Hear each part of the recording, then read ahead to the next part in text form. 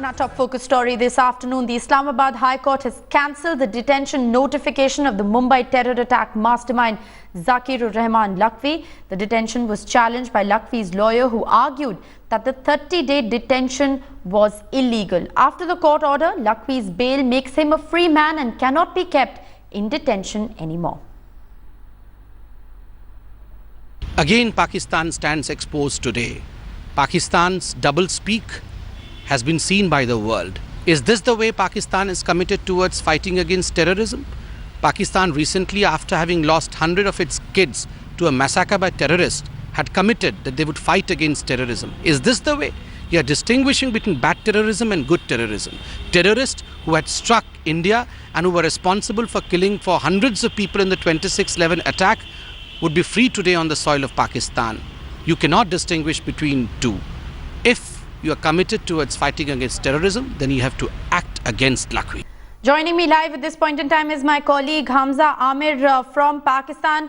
Hamza, the court telling the government that it is in fact flouting orders by not releasing Zaki Rehman Lakhvi. Now, after the anti-terrorism court had granted bail, this was a maintenance of public order for 30-day detention that was in fact put in place by the government, which has now been dismissed by the Islamabad High Court. And the latest that we're learning is that there was no attorney to in fact argue the case for the Pakistani government. Is that correct? Well, yes, it is correct. In fact, it was the government who actually recommended the detention of Zaki Rehman Lakhvi after his bail from the anti-terrorist court.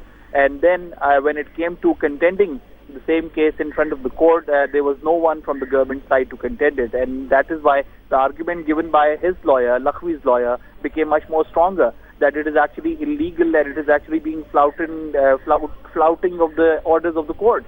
And the court has actually gone ahead and given the orders of, suspension of his detention. Now, what goes next is that a detailed order is going to come very soon on the same case. Before that, Pakistan government can actually challenge the orders of the court and actually can try to reaffirm that his detention continues. But detention is only time-based, 30 days, 60 days, 90 days.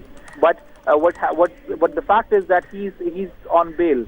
And being on bail, he's a free man. And that is where the question rises. Is the Pakistan government identifying Hafiz Saeed and Zaki Rehman Lakhvi as prime suspects on Mumbai terror attacks? Or are they actually calling them as free men while they're calling other people who attacked, for example, the Peshawar school, are terrorists?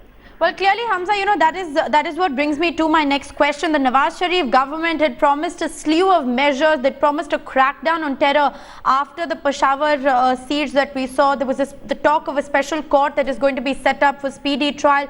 Is the resolve of the Pakistani government now under the scanner once again? Has the Pakistani government doublespeak, been exposed once again with the fact that there wasn't even an attorney to contest, the detention of Zaki Rehman Lakhvi?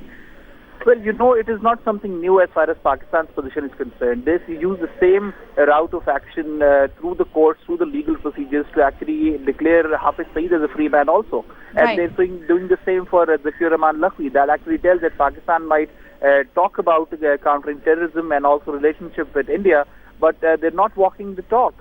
This is not something that is being seen on ground. It is actually a delay tactic used by Pakistan government to linger the process as much as forward. And then as soon as they find the right time, they will actually use the same courts to declare him as a free man. Look, it's not, I would say, very surprising, because the case was, the Lakhvi's attorney challenged this case in Islamabad High Court, and Islamabad High Court carried on its proceedings on 2 occasions, and on both the occasions, the district attorney representing the government didn't appear at the court. It is an interim order. It's not. We